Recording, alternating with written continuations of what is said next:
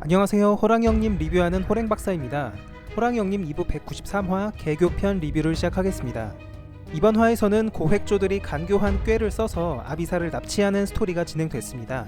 보통 독자분들이 열광하시는 회차를 보면 감춰진 떡밥이 드러났다던가 비중 있는 인물이 등장했다던가 하는 경우가 많았는데요. 이번 화는 그런 종류의 내용은 아니어서 그런지 내용이 적었다 혹은 아쉬웠다는 분들도 종종 보였습니다. 개인적인 의견으로는 이번 화에서 엄청나게 큰 사건이 터졌다고 봅니다. 아비사가 결국은 납치됐다는 거죠.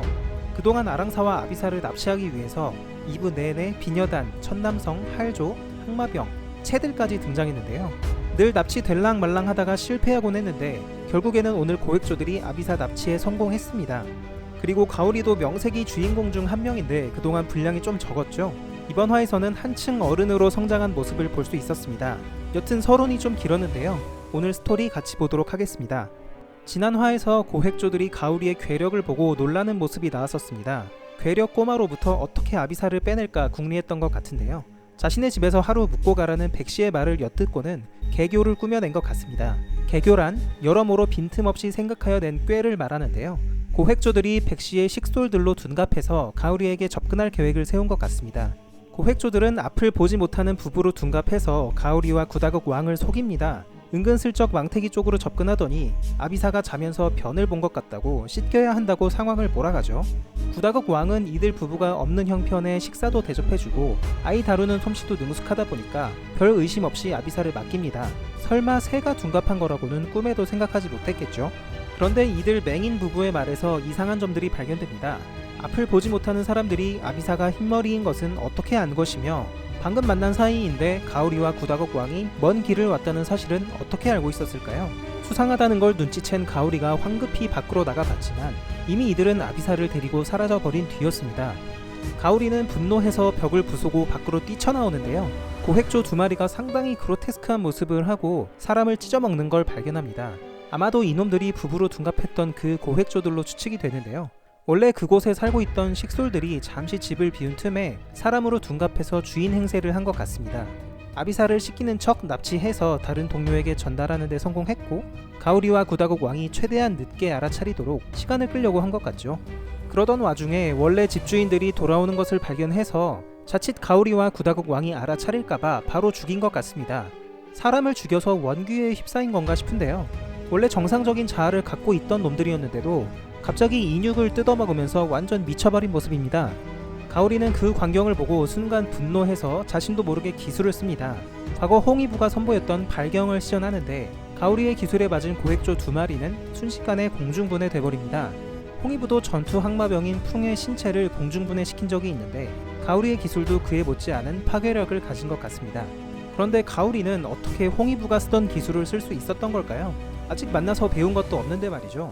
개인적으로 그 이유는 홍위부와 가오리가 같은 종족이기 때문이지 않을까 생각이 듭니다. 녹치도 과거 비위들이 쓰던 에너지볼 기술을 어느샌가 습득해서 사용하는 모습을 보여준 적이 있죠. 비슷하게 가오리의 발경 또한 그 종족의 DNA에 박혀있는 기술이 아닐까 싶습니다. 아비사가 납치된 상황 때문에 분노해서 자기도 모르게 기술이 발현된 게 아닐까 추측해보겠습니다. 여튼 미친 고획조 두 마리를 처리한 가오리는 망태기를 들고 날아오르는 또 다른 고획조를 발견합니다. 이미 하늘을 날아서 멀리 달아나고 있는데 엄청난 돌팔매 기술로 이 고획조를 격추시키죠. 그 바람에 고획조가 들고 있던 망태기가 공중에서 땅으로 떨어지게 됩니다. 이 장면부터 저는 뭔가 가슴이 좀 찡했습니다. 가오리는 기술을 사용한 여파 때문인지 다리가 후들거리는 상태로 보이는데요. 어떻게든 망태기를 잡기 위해서 달려갑니다.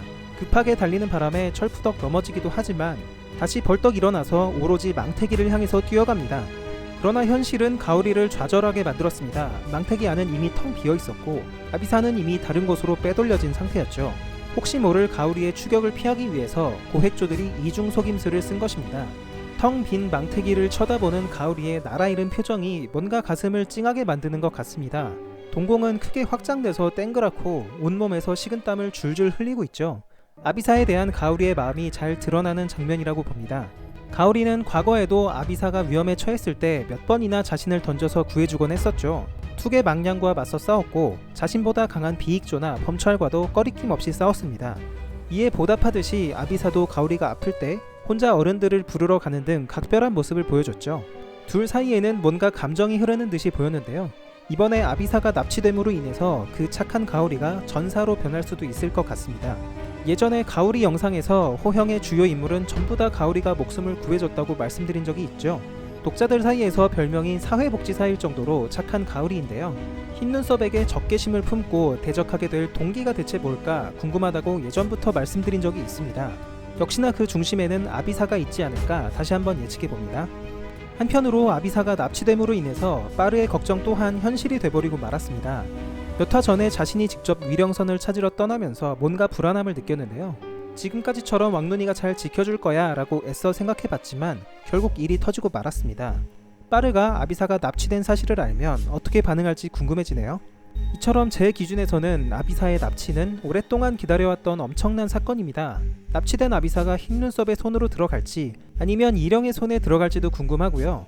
누구에게 가든지 아비사 몸속에 있는 아린의 혼은 그 정체가 탄로나게 되고 맙니다. 도대체 흰머리 아이들로 뭘 할 생각이었던 것인지 흰눈썹의 계략이 곧 밝혀질 수도 있죠. 다시 돌아와서 아비사를 납치한 고획조들이 어디론가 날아가는 장면으로 전환됩니다. 해가 지고 나서 납치를 했는데 날이 밝은 것을 보니까 이미 한참을 비행했다는 것을 알 수 있죠. 그런데 그림자를 보면 뭔가 거대한 새가 하나 따라붙고 있습니다. 정체가 뭘까요? 날개의 크기로 봐서는 고획조 대장은 아닌 듯한데요. 고획조 대장도 몸 크기는 다른 고획조와 크게 다르지 않죠. 저 정도의 날개 크기라면 네임드급의 새인 게 확실한데 어쩌면 난조일 가능성이 있을 것 같습니다. 난조는 대방 떼가 흰눈썹의 성을 칠 때 인근의 은신에 있었는데요. 그 근처에 드나들던 고획조들을 발견하고는 몰래 따라붙었을 가능성이 있습니다. 난조는 흰눈썹이 오랫동안 아이를 찾고 있다는 것을 알고 있었고 이 아이를 자신의 손에 넣게 된다면 아이를 인질 삼아서 흰눈썹 측과 거래를 할 수도 있습니다. 아이를 넘길 테니까 새들을 멸족하지 말아달라라든지 그런 식의 거래도 가능하겠죠. 날개의 크기도 엄청 큰 걸로 봐서는 난조일 가능성이 꽤 있다고 보이네요. 이번 화 댓글 반응도 함께 보시겠습니다. 역시나 스토리 진행과 분량에 대한 얘기가 많았죠. 일영과 시라무렌 같은 세계관의 강자들 얘기도 아니고 주인공 빠르 얘기도 아니고 가오리가 나오니까 텐션 떨어진다 이런 댓글이 일부 달린 걸로 알고 있는데요.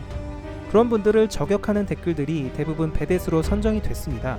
그냥 좀 찐득하게 보자 라는 의견이 대세인 것 같습니다. 여기에 대해서 저도 의견을 말씀드려 보자면 전개에 대한 아쉬움은 저도 일부 공감합니다. 보는 사람 입장에서 일주일 기다렸는데 더 많이 보고 싶은 건 자연스러운 마음이라고 봐요.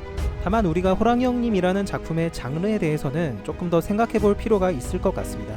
만약에 호랑이 형님이 단순한 액션물, 배틀물이었다면 지금 이 시점에 가오리가 등장하는 건 굉장히 맥빠지는 전개일 겁니다.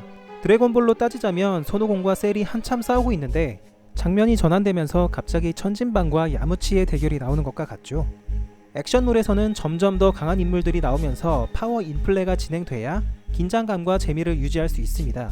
그리고 우리는 이런 형식에 굉장히 익숙하죠. 그런데 호형은 단순 액션물과는 장르가 다릅니다. 개인적으로 호랑이 형님의 가장 가까운 장르는 군상극이라고 보는데요. 군상극이란 복수의 등장인물들이 커다란 하나의 흐름이 되는 사건을 각자의 시선으로 번갈아가면서 서술하는 식의 작품 유형을 말합니다. 주인공과 비주인공의 경계도 불투명하고 특정 인물이 아니라 사건이 작품의 중심에 있다는 거죠. 호형 세계관도 이와 비슷하게 흘러갑니다.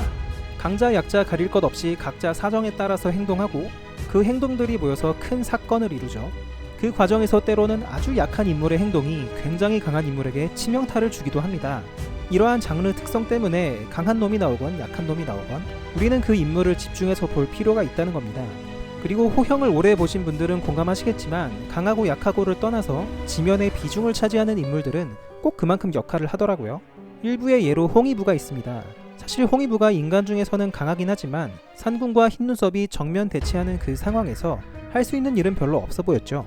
실제로 홍위부는 산군에게 자신의 필살기를 먹였지만 산군은 맞은지도 모를 정도의 미미한 타격을 받았습니다. 하지만 홍위부로 인해서 결국 산군이라는 거인이 쓰러지게 됐죠. 홍위부가 율죽을 산군의 등에 꽂아 박은 겁니다. 이로 인해서 추위의 불이 산군의 몸 밖으로 튀어나왔고 산군은 불에 휩싸이게 됐죠. 앞에서 말씀드렸던 것처럼 그 인물이 세계관에서 강하냐 약하냐에 관계없이 누구나 호형에서 중요한 역할을 할 수 있습니다. 그래서 단순히 액션 만화 보듯이 감상하기보다는 각 인물들에 집중해서 보신다면 조금 더 호형을 재밌게 여유롭게 즐기실 수 있게 될 겁니다. 오늘의 리뷰는 여기까지입니다. 저는 다음 주 토요일 오후 2시에 다시 찾아뵙겠습니다. 호랭 박사와 함께 호랑이 형님 완결까지 보실 분들은 지금 구독을 눌러주세요. 감사합니다.